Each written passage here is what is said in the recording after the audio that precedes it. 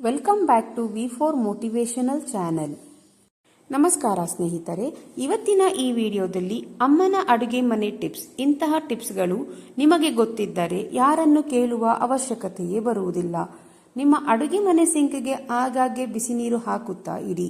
ಹೀಗೆ ವಾರಕ್ಕೆ ಒಂದು ಬಾರಿಯಾದರೂ ಹರಳುಪ್ಪು ಹಾಕಿರಿ. ಇದರಿಂದ ನಿಮ್ಮ ಸಿಂಕ್ನಲ್ಲಿ ತುಂಬಾ ಸರಳವಾಗಿ ನೀರು ಹರಿಯುತ್ತದೆ. ಈರುಳ್ಳಿ ಬೇಗ ಬೇಯಲು ಅದರಲ್ಲಿ ಸ್ವಲ್ಪ ಉಪ್ಪು ಹಾಕಿದರೆ ಬೇಗ ಬೇಯುತ್ತದೆ. ಎಣ್ಣೆ ಚೆಲ್ಲಿದ್ದರೆ ಅದನ್ನು ಸ್ವಚ್ಛಗೊಳಿಸುವುದು ಕಷ್ಟ. ಇದಕ್ಕಾಗಿ ಒಂದು ಸರಳ ಉಪಾಯ: ಎಣ್ಣೆ ಚೆಲ್ಲಿದ ಜಾಗದಲ್ಲಿ ಗೋಧಿ ಹಿಟ್ಟು ಅಥವಾ ಜೋಳದ ಹಿಟ್ಟು ಹಾಕಿ ತಿಕ್ಕಿದರೆ ಎಣ್ಣೆ ಕಲೆ ಕಾಣದಂತೆ ಇರುತ್ತದೆ. ಕ್ಯಾಬೇಜ್ ಬೇಯಿಸುವಾಗ ಅದರಲ್ಲಿ ಒಂದು ಶುಂಠಿ ಚೂರನ್ನು ಹಾಕಿದರೆ ಅದು ಗಮ್ ಅಂತ ವಾಸನೆ ಬರುತ್ತದೆ.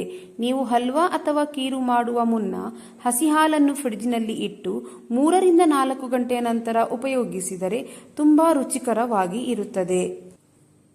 ಹಾಲಿನ ಕೆನೆ ಗಟ್ಟಿಯಾಗಬೇಕಾದರೆ ಹಾಲನ್ನು ದಿನದಲ್ಲಿ 2 ರಿಂದ 3 ಬಾರಿ ಕಾಯಿಸಬೇಕು. ಉಪ್ಪಿನಕಾಯಿಯಲ್ಲಿ ಸ್ವಲ್ಪ ಖಾರ, ಉಪ್ಪು ಜಾಸ್ತಿನೇ ಇರಬೇಕು. ಇದರಿಂದ ಉಪ್ಪಿನಕಾಯಿ ಬೇಗ ಕೆಡುವುದಿಲ್ಲ.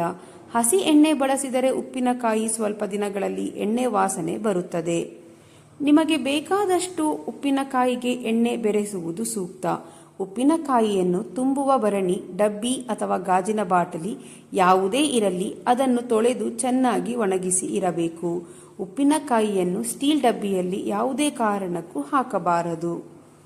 ದೊಡ್ಡ ಜಾರಿಯಿಂದ ಉಪ್ಪಿನಕಾಯಿಯನ್ನು ತೆಗೆಯಲು ಒಣಗಿದ ಚಮಚದಿಂದ ತೆಗೆಯಿರಿ.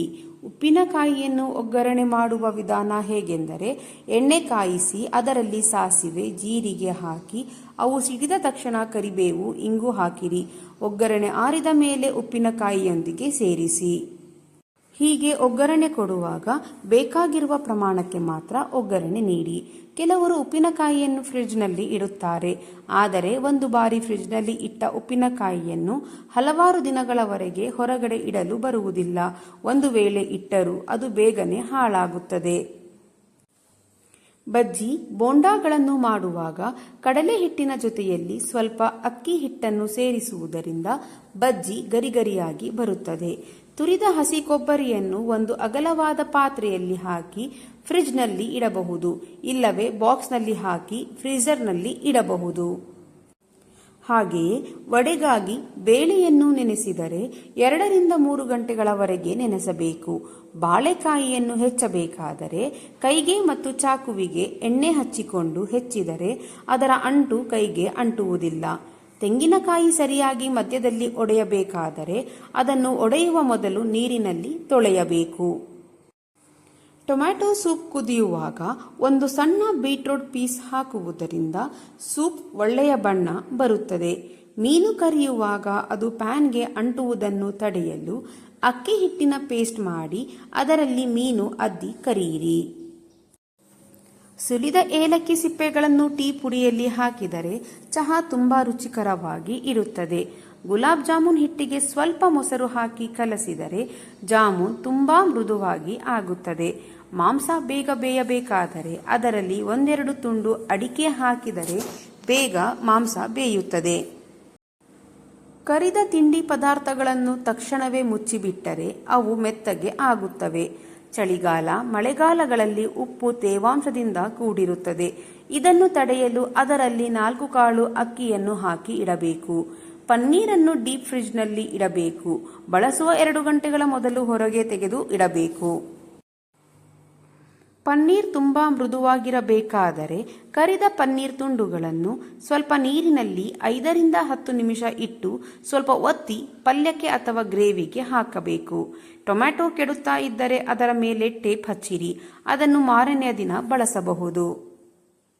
ಹಾಗೆಯೇ ಮೊಟ್ಟೆಯ ಮೇಲೆ ಬಿರುಕು ಬಿಟ್ಟಿದ್ದರೆ ಅದರ ಮೇಲೆ ಟೇಪ್ ಹಚ್ಚಿರಿ. ಅದನ್ನು ಮಾರನೆಯ ದಿನ ಬಳಸಿ. ಯಾವುದಾದರೂ ವಸ್ತು ಪಾತ್ರೆಯ ತಳಕ್ಕೆ ಅಂಟಿದ್ದರೆ ಆ ಪಾತ್ರೆಯನ್ನು ತಿರುಗಿಸಿ ಆ ಪಾತ್ರೆಯ ಮೇಲೆ ನೀರು ಸುರಿದರೆ ಅದು ಬಿಟ್ಟುಕೊಳ್ಳುತ್ತದೆ. ಹಾಗೂ ಆಲೂಗೆಡ್ಡೆಯನ್ನು ಪ್ಲಾಸ್ಟಿಕ್ನಲ್ಲಿ ಇಡುವುದರ ಬದಲು ಅಗಲವಾದ ಬಟ್ಟೆಯಲ್ಲಿ ಇಡುವುದು ಒಳ್ಳೆಯದು.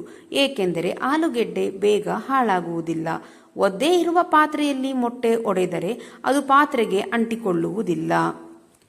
ಆಲೂಗೆಡ್ಡೆ ಮತ್ತು ಬೆಂಡೆಕಾಯಿಯನ್ನು ಹುರಿಯುವಾಗ ತಳದಲ್ಲಿ ಸ್ವಲ್ಪ ಉಪ್ಪು ಹಾಕಿ ಹುರಿಯುವುದರಿಂದ ಅದು ಒಂದಕ್ಕೊಂದು ಅಂಟಿಕೊಳ್ಳುವುದಿಲ್ಲ. ಎಣ್ಣೆ ಇಲ್ಲದೆ ಕಾವಲಿಗೆ ಅಂಟಿಕೊಳ್ಳದಂತೆ ಮೊಟ್ಟೆ ಆಮ್ಲೆಟ್ ಮಾಡಲು ಸ್ವಲ್ಪ ಉಪ್ಪು ಮತ್ತು ವಿನಿಗರ್ ಅನ್ನು ಹಾಕಬೇಕು. ತುಂಬಾ ಮೃದುವಾದ ಕೇಕ್ ಮಾಡಲು ಆ ಹಿಟ್ಟಿಗೆ ಸ್ವಲ್ಪ ನಿಂಬೆ ರಸ ಹಿಂಡಬೇಕು. ಬೇಯಿಸಿದ ಮೊಟ್ಟೆಯ ಮೇಲಿನ ಕಪ್ಪು ಬಣ್ಣ ತೆಗೆಯಲು ಅವುಗಳನ್ನು ಬಿಸಿ ನೀರಿನಿಂದ ತೆಗೆದ ತಕ್ಷಣವೇ ನೀರಿನಲ್ಲಿ ಹಾಕಬೇಕು. ಹೆಸರುಬೇಳೆ ಹಲ್ವಾ ಮಾಡುವಾಗ ತುಂಬಾ ಅಂಟಿದ್ದರೆ ಸ್ವಲ್ಪ ಗೋಧಿ ಹಿಟ್ಟು ಉದುರಿಸಿದರೆ ಅಂಟುವುದಿಲ್ಲ. ಆಮ್ಲೆಟ್ ತುಂಬಾ ರುಚಿಕರವಾಗಿ ಬರಲು ಅದರಲ್ಲಿ ಸ್ವಲ್ಪ ಕಡಲೆಬೇಳೆ ಹಿಟ್ಟು ಬೆರೆಸಬೇಕು. ಮೊಟ್ಟೆ ಬೀಟ್ ಮಾಡುವಾಗ 1 ಟೀ ಚಮಚ ನೀರು ಹಾಕಿ ಬೀಟ್ ಮಾಡಿದರೆ ತುಂಬಾ ರುಚಿಕರವಾದ ಆಮ್ಲೆಟ್ ಬರುತ್ತದೆ. ಪಾತ್ರೆಗಳಲ್ಲಿ ಬೆಳ್ಳುಳ್ಳಿ ಅಥವಾ ಈರುಳ್ಳಿ ವಾಸನೆ ಬರುತ್ತಿದ್ದರೆ ಅದನ್ನು ಉಪ್ಪು ಮತ್ತು ನೀರಿನಿಂದ ತೊಳೆಯಿರಿ. ಕಟ್ ಮಾಡಿದ ನಿಂಬೆಹಣ್ಣು ಫ್ರೆಶ್ ಆಗಿ ಇರಲು ಅದರ ಮೇಲೆ ಉಪ್ಪು ಸವರಿ ಇಡಬೇಕು. ಸ್ನೇಹಿತರೆ, ಈ ವಿಡಿಯೋ ನಿಮಗೆ ಇಷ್ಟವಾದರೆ ವಿಡಿಯೋಗೆ ಒಂದು ಲೈಕ್ ಕೊಡಿ, ಹಾಗೆ ನನ್ನ ಚಾನೆಲ್ ಅನ್ನು ಸಬ್ಸ್ಕ್ರೈಬ್ ಮಾಡಿಕೊಳ್ಳಿ. ಇದೇ ರೀತಿಯ ಮೋಟಿವೇಶನಲ್ ವಿಡಿಯೋದೊಂದಿಗೆ ಮುಂದಿನ ವಿಡಿಯೋದಲ್ಲಿ ಭೇಟಿಯಾಗೋಣ. ಧನ್ಯವಾದಗಳು.